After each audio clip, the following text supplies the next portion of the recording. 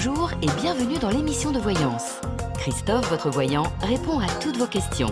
Il s'appuie pour cela sur les tarots et sur son étonnante faculté d'intuition. Bonjour à tous et bienvenue sur le plateau de l'émission de voyance.com. Eh bien écoutez, je suis ravi de vous accueillir en cette journée de pleine lune que je vais décrire en cours d'émission. Donc c'est une pleine lune de bélier, cela signifie que la lune est en bélier et que le soleil est en balance. Mais à bien y regarder, nous sommes sur l'axe bélier-balance, mais je trouve qu'elle a plutôt des connotations du scorpion, mais ça nous le verrons dans quelques instants.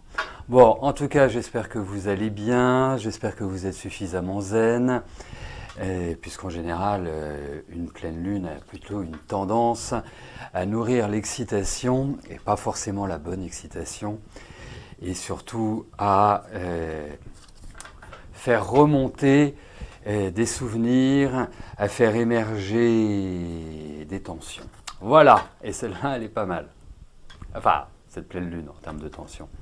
Donc nous le verrons d'ici quelques instants. Mais pour l'instant, je vais répondre à vos questions et je vais commencer là par la question de Chantal. Chantal, bonjour.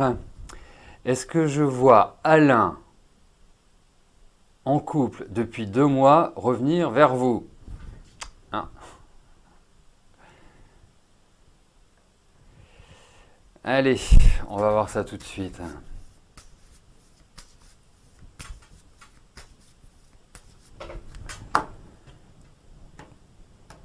Voilà les intentions d'Alain à votre égard.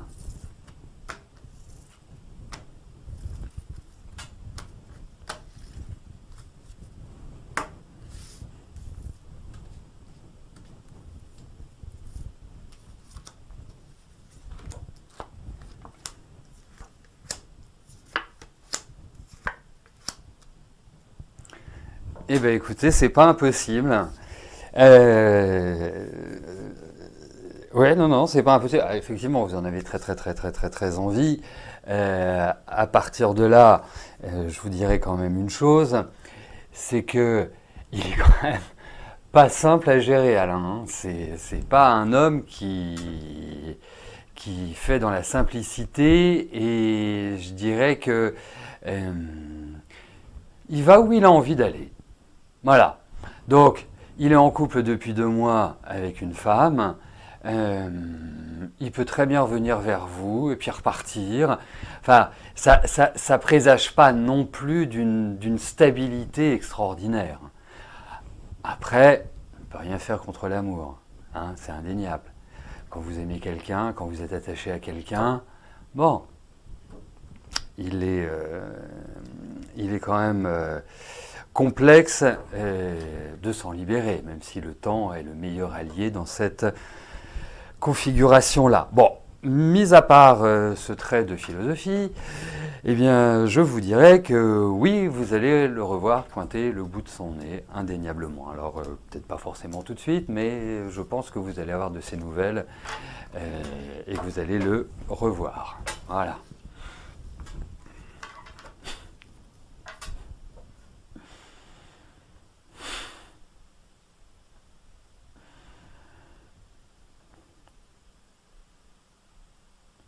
Martha, bonjour. Votre fils Mathieu peut-il espérer une belle rencontre amoureuse?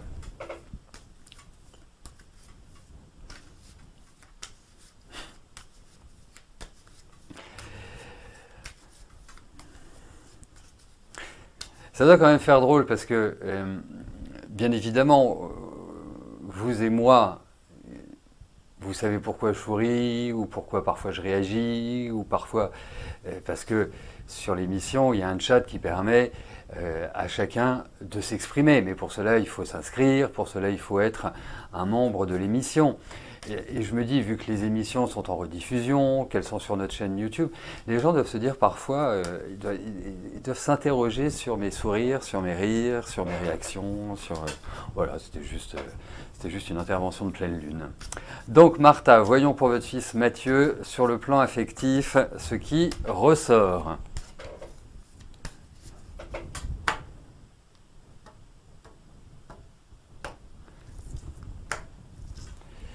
Et donc, votre fils a 31 ans.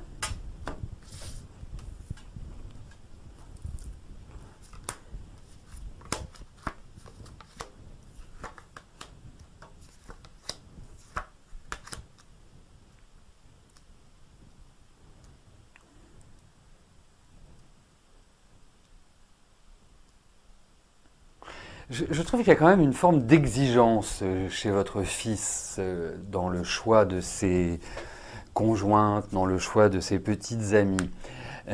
Après, il y a une espèce aussi de mélange de timidité, d'assurance, mais quand même, je vous dirais, de timidité. Après, moi quand je regarde ce tirage-là, alors... en l'occurrence, on peut voir une rencontre, on peut observer si la période est propice à un redémarrage affectif, indéniablement, ou pas, bien évidemment. J'adorerais répondre oui à toutes les questions, ou en tout cas à répondre dans le sens de vos désirs, de vos souhaits. Et là, moi, je vous dirais quand même une chose, c'est que même si je trouve qu'il y a une certaine instabilité affective, ou une difficulté, je dirais, dans la construction, à trouver un équilibre dans ses relations, je vous dirais que moi, je ne vois pas de problème, entre guillemets, majeur, à part une certaine forme d'exigence, mais je vous le traduirais bien d'une certaine manière, mais ce n'est pas forcément ni le lieu ni le moment. Mais en tout cas, il y a l'idée de rencontre. Je me demande même s'il n'y a pas quelqu'un qui prend une part plus importante dans son cœur à l'heure actuelle. Donc après, de savoir si cette rencontre a une portée majeure et lui permet de s'épanouir, je vais vous donner une première réponse qui me paraît être oui, et je vous encourage à, d'une certaine manière, lorsque il l'aura rencontré, à me poser la question sur cette relation-là. Après, l'autre souci, vous savez, la communication est un élément qui est très important dans le couple. Et je trouve qu'il y a une difficulté intrinsèque pour lui de communiquer de manière naturelle. Alors, ça ne veut pas dire qu'on doit parler sans cesse, bien évidemment. Il y a des moments où il faut savoir se taire, il y a des moments où il faut prendre de la hauteur, mais quoi qu'il arrive, je trouve que en termes de communication dans sa vie relationnelle, c'est pas forcément l'idéal. Voilà.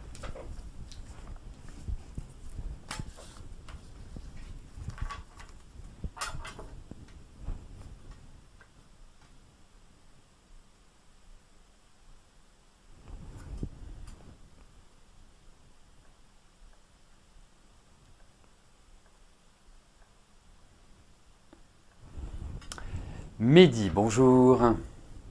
C'est votre première année d'études ici. Vous stressez beaucoup. Sera-ce facile pour vous de vivre et travailler en France après votre diplôme? Et comment ça se passera avec votre copine? Bah, vous voulez une consultation, quoi, en fait. Hein. Alors, je rappelle que le principe de l'émission, c'est répondre à une question par participant. Hein.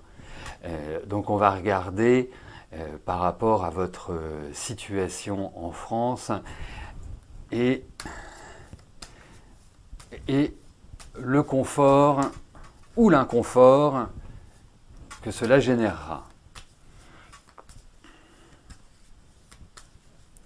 Allez, voyons pour votre développement en France, pour votre installation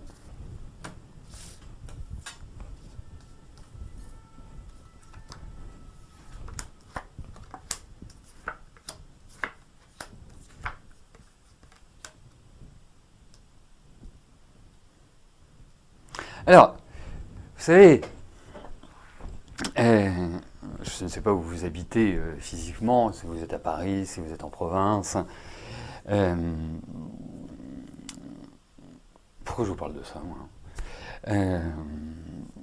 Parce que je vous verrai quand même dans un endroit un peu ensoleillé. Voilà. C'est pas votre prénom qui m'inspire le soleil, bien évidemment, hein, ce sont les cartes. Donc, je dirais que je vous trouverai quand même plus à l'aise, plus dans un déploiement, dans un développement personnel, dans un lieu où le soleil est quand même présent. Parce que bien évidemment, Paris, même si de temps en temps nous avons du soleil, ce n'est pas majoritaire. Après, moi je vous trouve très bien ici. Franchement, vous avez tout à fait le potentiel pour vous accomplir. Ça, c'est le premier point. Le deuxième point, je vous verrai bien voyager également. Donc, ça ne veut pas dire que vous serez sédentaire, donc que vous resterez physiquement au même lieu en faisant les allers-retours maison-boulot, hein, ou maison-entreprise. Il y a cette notion de renouvellement, de changement assez permanent. D'autre part, vous êtes plutôt un bosseur. Et puis, vous aimez le changement. En même temps, c'est rigolo parce que vous avez besoin de sécurité, vous aimez le changement. Il va falloir trouver un équilibre entre tout ça. Mais pour moi, franchement, vous êtes très bien en France, mais ça ne vous empêchera pas de découvrir d'autres pays ou de voyager vous permettant, par l'intermédiaire de votre travail, de découvrir d'autres horizons. Et puis, je le rappelle, vous êtes un bosseur. Voilà, vous avez cette notion de travail qui est importante. Vous avez une bonne qualité de communication aussi, un petit peu d'entêtement, mais ça ne nuit pas l'entêtement tant que ça ne déborde pas sur un tempérament obtus. Mais en tout cas, oui. Et puis vous allez voir, votre vie va bouger, donc détendez-vous. Franchement, détendez-vous. Il n'y a pas à stresser. Vous verrez, l'année prochaine est une phase qui me paraît extrêmement importante pour vous, de déploiement, et vous vous sentirez mieux. Voilà, allez, on se détend, vous avez tout ce qu'il faut pour bien réussir, et vous avez même un émotionnel qui est fort. Donc, vous n'êtes pas juste quelqu'un qui a vécu une envie, c'est de réussir professionnellement en dégageant tous les éventuels concurrents. Voilà.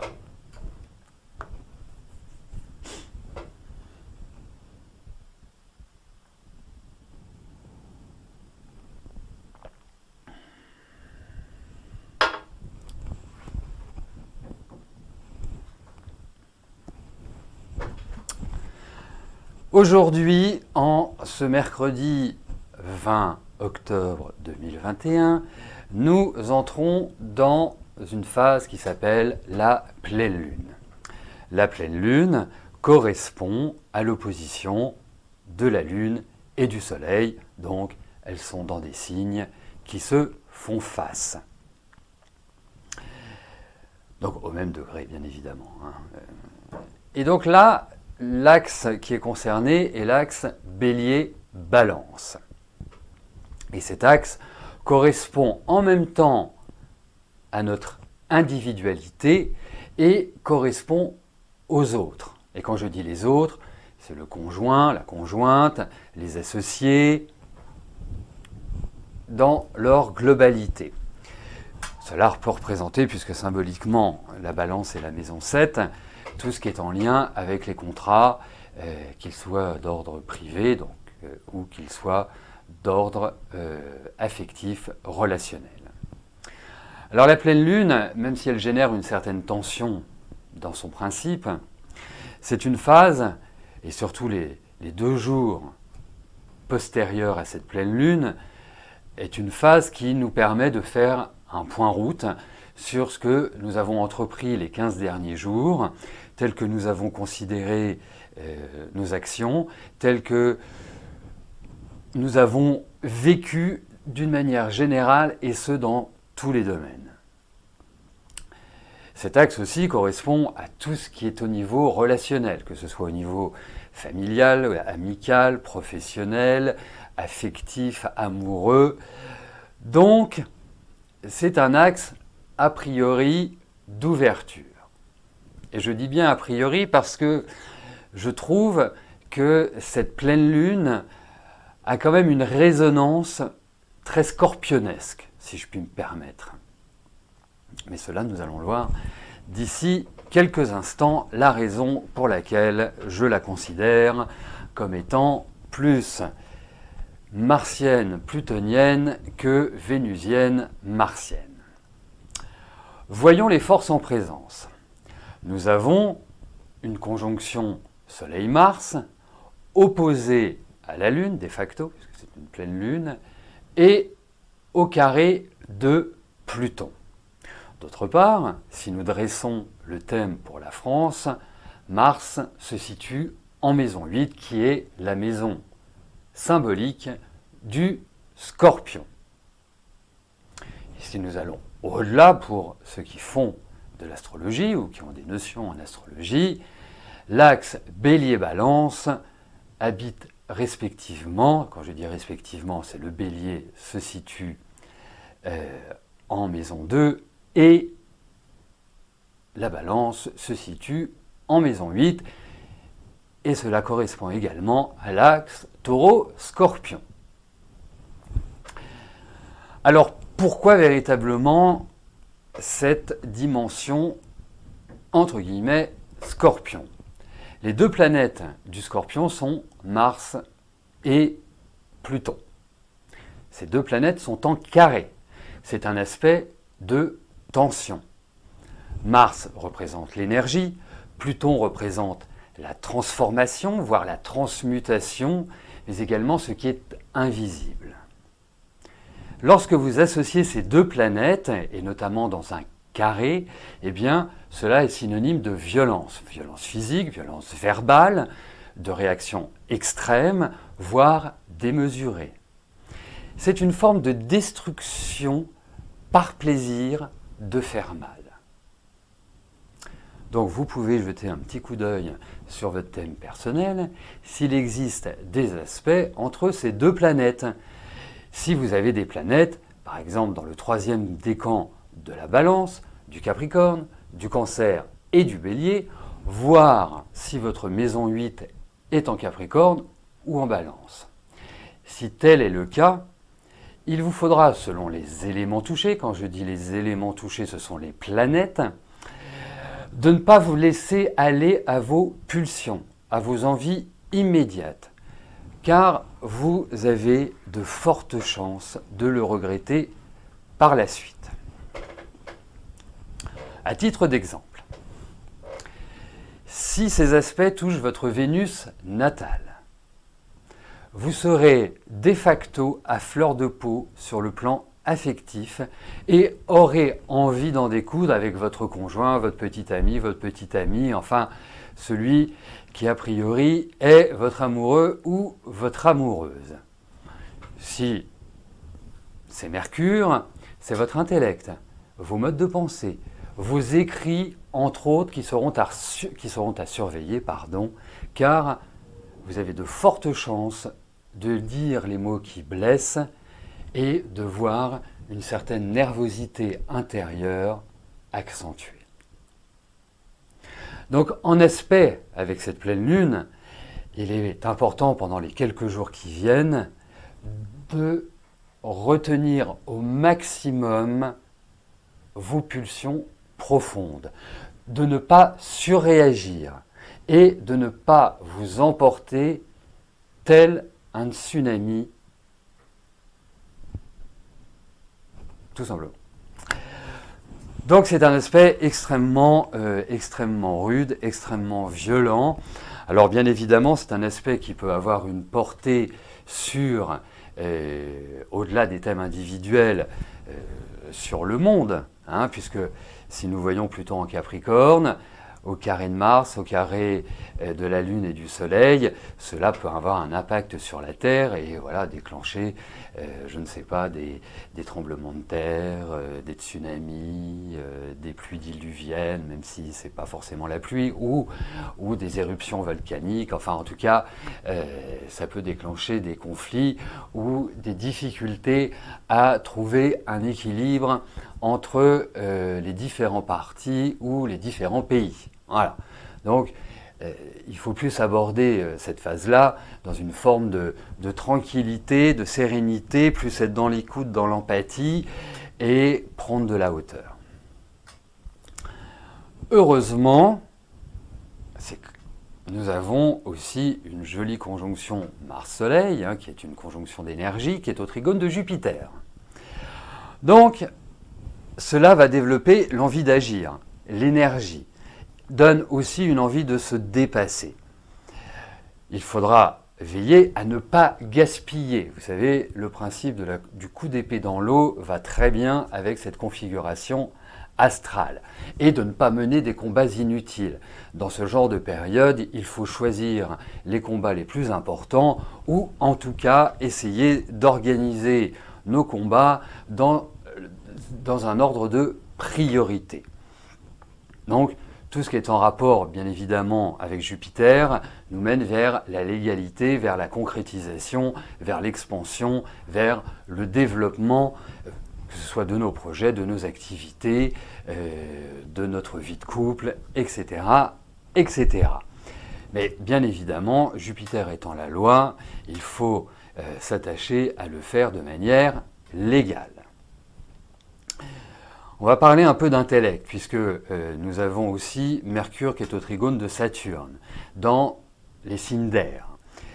Et ce qui apporte, malgré la présence de Saturne, puisque Saturne est tout sauf la légèreté, mais cet aspect va nourrir une certaine légèreté, justement, nous permettre d'avoir une analyse plutôt centrée, d'avoir des réactions méthodiques, voire une froideur intelligente, et va accentuer notre esprit logique.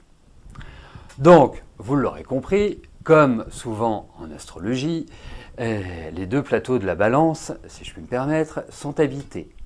Donc l'attitude la plus positive et évoluée est de se servir de ses capacités intellectuelles, Mercure-Saturne, plutôt que de se laisser aller aux instincts destructeurs et radicaux, Mars carré Pluton en aspect à la pleine lune. Je vous ai dit que j'évoquerais, puisque depuis quelques mois nous avons une espèce de concentration de planètes rétrogrades, et que ce qui est un phénomène assez rare, c'est de voir une grande majorité des planètes revenir direct dans un mouchoir de poche. Donc, quelles sont les planètes qui sont redevenues directes? Mercure, Jupiter, Saturne et Pluton. Lorsqu'une planète est rétrograde, cela nous oblige à réfléchir à la valeur, au domaine correspondant à ces dites planètes. Pour Mercure, ce sont nos modes de communication. Pour Jupiter, cela correspond à notre place. Notre place, quelle que soit sa nature. Ça peut être notre place dans notre profession, dans notre famille, dans nos amis, dans la société. Saturne va nous parler de nos structures personnelles, de notre colonne vertébrale. Et Pluton de nos transformations, qu'elles soient de nature matérielle ou qu'elles soient psychiques. Ce que l'on souhaite modifier, ce que l'on souhaite transformer. Donc, en redevenant direct, nous avons dès lors, après avoir mûri notre réflexion, après avoir trouvé ce qui nous correspondait, cela nous permet de retrouver un meilleur équilibre et d'instituer des fonctionnements qui seront en adéquation avec nos buts et notre personnalité. Alors, je vais ajouter à toutes les explications que je peux vous donner depuis de très nombreuses années sur les événements astrologiques, une manière d'interpréter une pleine lune en l'occurrence, par rapport à votre thème astral. Donc c'est tout simple, on dresse la carte du ciel de la pleine lune. Forcément, c'est un thème natal comme vous avez votre thème natal, et il y a un ascendant. L'ascendant de cette pleine lune est le poisson. Voilà, moi, si charité bien ordonnée commence toujours par soi-même, le poisson, dans mon thème, est la maison 5. Donc, la maison 5 correspond aux amours, aux enfants, correspond au plaisir et correspond à l'image de soi. Donc forcément, avec cet ascendant qui va être en poisson, c'est la mise en évidence de tous ces domaines pendant cette période de pleine lune. On ajoutera aussi, étant ascendant balance, eh bien, les planètes qui sont en balance sont dans ma maison 1. L'ascendant est égal à la maison 1. Donc forcément, puisqu'on a le Soleil, Mars et Mercure, eh bien, ça va jouer sur les domaines de le Soleil reste l'image, puisque c'est le principe de l'ego. Mars va correspondre à l'action et Mercure va correspondre à la pensée, également à la transmission, ce que je suis en train de faire. Je viens juste de le réaliser. En fait, c'est l'idée de ces trois planètes où, forcément, avec ces éléments-là en maison 1, il faut agir, se mettre en évidence, communiquer, transmettre, réfléchir. Donc, vous pouvez le faire par rapport à votre thème. Regardez où le poisson tombe, quel est votre ascendant, où sont les éléments, donc les planètes, dans votre thème astral. C'est ce qu'on appelle familièrement, dans notre jargon, les transits planétaires. Voilà. Pour finir, nous allons voir pour chaque signe ce que peut entraîner, quel impact peut avoir cette pleine lune, en sachant que ce que je dis pour les signes solaires, vous pouvez également le prendre pour votre ascendant, faire une synthèse entre les différents courants. Donc nous allons commencer par les Verseaux et les Gémeaux. Pour ces deux signes, que dire à part foncer? C'est le moment clé, charnière, pour évaluer les forces en présence et vous mettre en ordre de marche. Les opportunités sont là, les opportunités arrivent. Il ne vous reste plus qu'à les cueillir. Vous êtes et serez l'artisan de votre réussite. Les planètes vous poussent vers l'expansion. Et je dirais notamment pour les Verseaux. Ensuite, les Balances, les Capricornes, les Cancers et les Béliers. Vous êtes du troisième décan de ces signes-là. Je vous encouragerais à prendre des vacances ou à faire une retraite de quelques jours.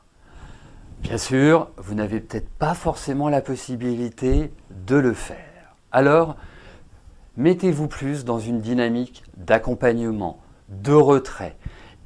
Évitez de vous mettre en valeur. Travaillez sur la diplomatie dans vos relations extérieures.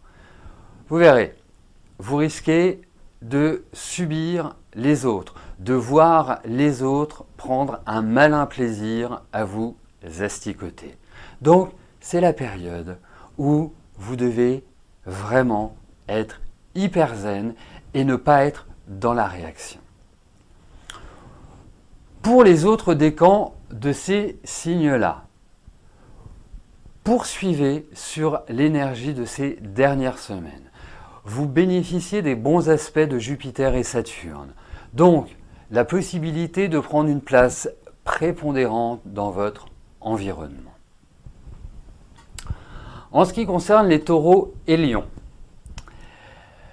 Cette pleine lune, dirais-je, n'a pas d'effet marquant, ni pour, ni contre. Continuez malgré tout à avancer par petits pas. N'oubliez pas, justement, Jupiter, Saturne en Verseau risque quand même de générer pour les premiers et troisième décans quelques menues contrariétés. Passons au Scorpion. Donc, forcément, avec tout ce que je viens de dire sur la pleine lune, c'est un signe qui est impacté par les dites relations Mars-Pluton. De plus, depuis un an, Jupiter et Saturne vous mettent face à la réalité de la vie. Les blocages sont nombreux et créent un environnement de frustration, d'envie et de changement. Donc, les questions qui se posent aujourd'hui pour vous, chers amis Scorpions, est de savoir si vous êtes heureux dans votre vie. Si les structures dans lesquelles vous évoluez vous correspondent encore ou plus. Aspirez-vous à du changement ou aspirez-vous à conserver l'existant? Sachez une chose, c'est que ce n'est pas le moment d'agir. Ce n'est pas forcément le moment où vous allez trouver les réponses à toutes vos questions. Et surtout, il est hyper important de ne pas prendre de décision à l'emporte-pièce. Vous verrez, le temps viendra où la vie s'éclairera et où votre instinct vous révélera la route à suivre. C'est un des principes du Scorpion, de faire les choses en fonction de ses ressentis, en fonction des éventuels messages qui lui parviennent. Les Sagittaires. Je dirais qu'à part les Sagittaires de la fin du deuxième décan et début troisième, qui vivront le carré de Neptune, donc le carré de Neptune au Soleil, c'est plutôt l'idée d'une forme de flou artistique, les astres vous sont plutôt favorables. Pour les autres, enfin non, pour tous les Sagittaires, dirais-je, la meilleure attitude est de développer, de vous imposer et de créer votre environnement personnel. Je dirais que vous avez 2 mois à partir d'aujourd'hui pour le faire. Pourquoi? Parce que Jupiter va bientôt quitter le Verseau et entrer dans le signe des Poissons. Et là, cela formera un carré à votre Soleil. Quel impact? Que cela signifie-t-il? Eh bien, vous serez dans une énergie de confiance excessive. Vous risquez de vous voir plus beau que vous ne l'êtes et d'être aveuglé par votre image. Et de ce fait, de ne pas voir les pièges qui vous seront tendus. En 2 mots, soyez circonspect.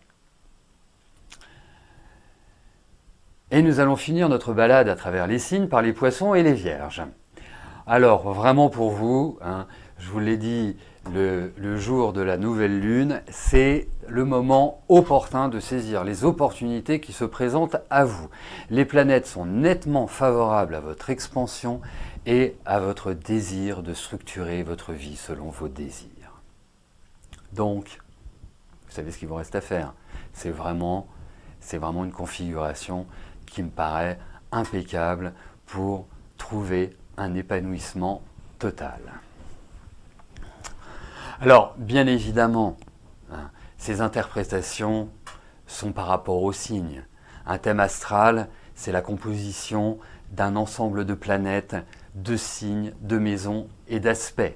C'est ce que j'appellerais des généralités. Rien ne vaut l'interprétation qui est faite à un instant T de votre thème astral par rapport au mouvement planétaire actuel. C'est là où vous obtiendrez le maximum de précision. Donc en conclusion, je vous dirais que cette pleine lune, même si elle porte en elle une certaine violence, une dynamique plutôt sévère, plutôt radicale, c'est une pleine lune, puisque nous sommes quand même sur l'axe Bélier-Balance, qui peut nous permettre de trouver un équilibre entre des principes individualistes et des principes altruistes, des principes de partage, d'échange. Il ne faut pas répondre par la violence à la violence. Ce serait, je dirais, la phrase clé de cette pleine lune. Eh bien, je vous remercie de votre attention. Bien évidemment, vous pourrez réécouter cette intervention depuis le site www.émissiondevoyance.com. Vous pouvez également la retrouver sur notre chaîne YouTube.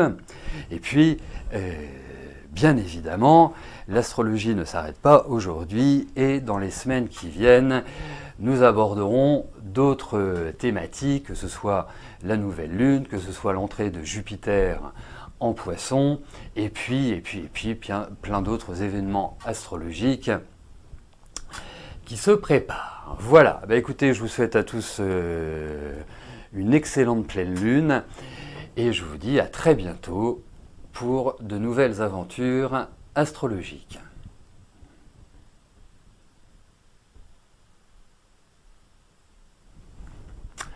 Voilà.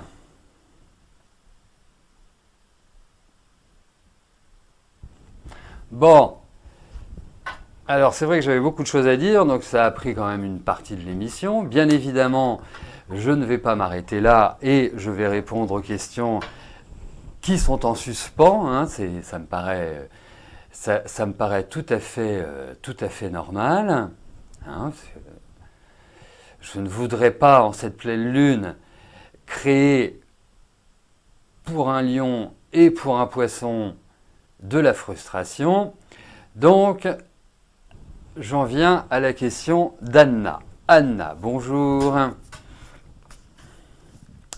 Votre ex-compagnon vous a bloqué et ne vous répond plus. Vous voudriez savoir s'il va reprendre contact avec vous.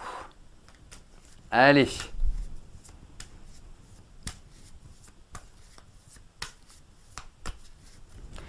Voyons par rapport à votre ex-conjoint. Y a-t-il des nouvelles ?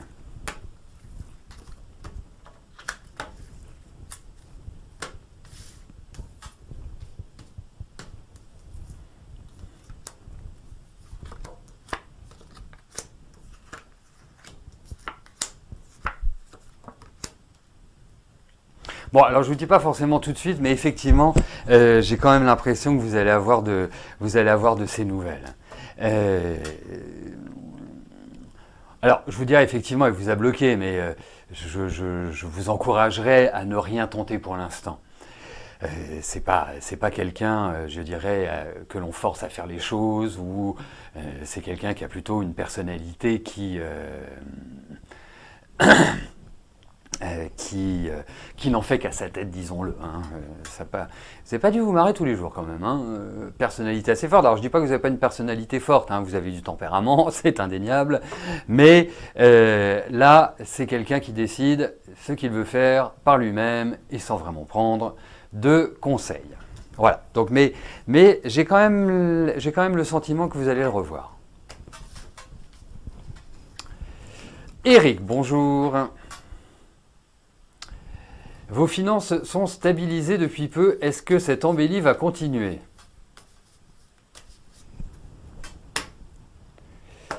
Oui, Dromines, c'est pour le raccord, bien évidemment, puisque l'émission est montée dans sa totalité. Et je demande également à ce que l'intervention ou les interventions astrologiques soient autonomes. Voilà, donc il faut toujours une introduction et une fin. Voilà. Allez, voyons pour vos finances, Eric.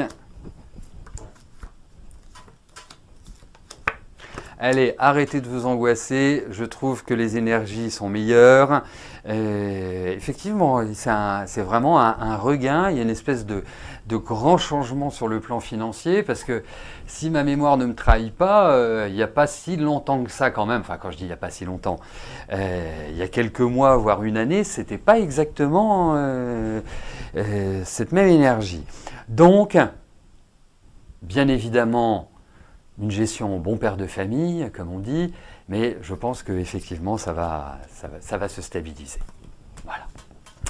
Bon, bah écoutez, nous arrivons au terme de notre émission. Je vais vous souhaiter à tous une excellente fin de journée. Bien évidemment, nous nous retrouverons vendredi pour notre prochaine émission de voyance en direct. D'ici là, portez-vous bien et je vous dis à plus tard. Merci, bye bye.